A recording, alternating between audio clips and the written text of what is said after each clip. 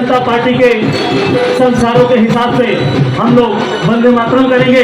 वंदे मातरम के बाद पुनः हम लोग कार्यक्रम की रूपरेखा को आगे की तरफ बढ़ाएंगे। अभी आज के अतिथि तीर्थ प्रज्वलन कर आपका सम्मान प्रकट करना है। इच्छाएं तो सबके मन में है कि हम माला पहना करके आदरणीय अध्यक्ष जी का स्वागत करें, लेकिन संभव नहीं है कि इतने लोगों को माला को देकर के स्वागत कराया जाए। रामदेव बाबा कहते हैं कि तालीम एक तरीके का योग है जिससे स्वास्थ्य लाभ भी मिलता है, तो कृपया स्वस्थ होने के लिए जोरदार तालियां बजाते रहिए।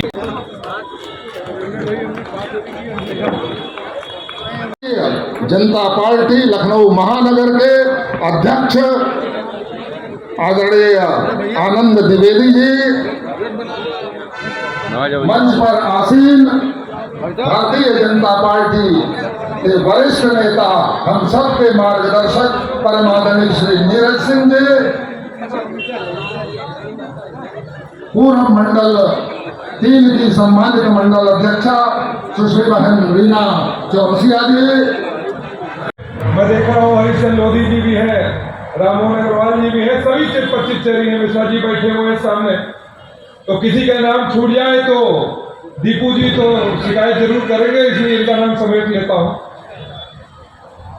ऐसे सभी पार्टी के वो कार्यकर्ता जिन्होंने पार्टी के रक्त धमनियों में रक्त का संचार किया है, आप सबको हृदय की गहराइयों से भारतीय जनता पार्टी के 46वें स्थापना दिवस की मैं बहुत बहुत बधाई देता हूं।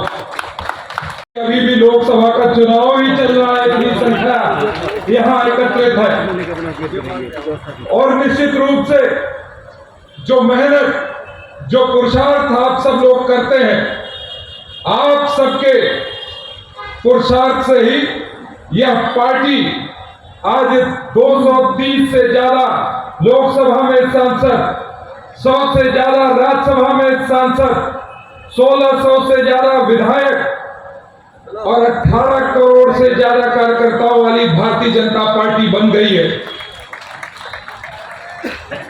भारतीय जनता पार्टी का इतिहास सदैव त्याग, तपस्या, समर्पण का परिचायक रहा है।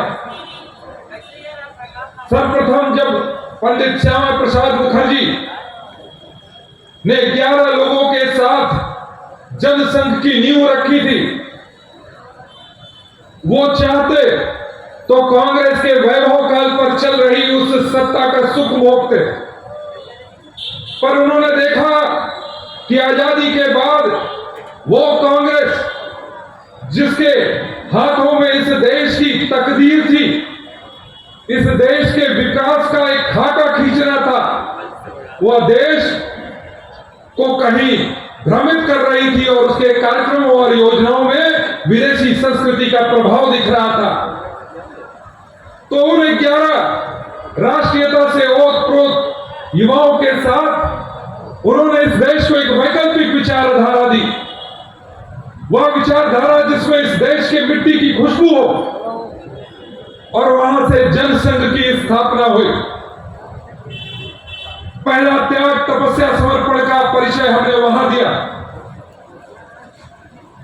25 वर्षों तक जनसंघ चली और एक बार पुनः प्रश्न खड़ा हुआ देश के सामने, वह कांग्रेस जिसने आजादी के बाद इस देश की बागडोर संभाली थी, इस देश की बागडोर एक परिवार विशेष को दे दी और अपनी सत्ता संप्रभुता बनाए रखने के लिए देश को इमरजेंसी जैसे हालात में धकेलने का काम किया गया। देश के लोकतंत्र की हत्या की गई, सारी स्वतंत्र आवाजों को समाप्त कर दिया गया। उस समय इस लोकतंत्र को जिंदा रखने के लिए जो तमाम स्वयंसेवी संगठन लगे हुए थे, जनसंघ के अपने 25 वर्षों के संगठन को उन स्वयंसेवी संगठनों के साथ विलीन कर दिया और इस लोकतंत्र की स्थापना के लिए जेलों के अंदर जनसंघ के कार्यकर्ता गए। उन कार्यकर्ताओं में आपके सांसद, देश के रक्षा मंत्री माननीय राजनाथ सिंह जी, हमारे पिता माननीय राजनाथ सिंह जी भी थे। और उस समय इतनी क्रूर शासन उस कांग्रेस की थी कि माननीय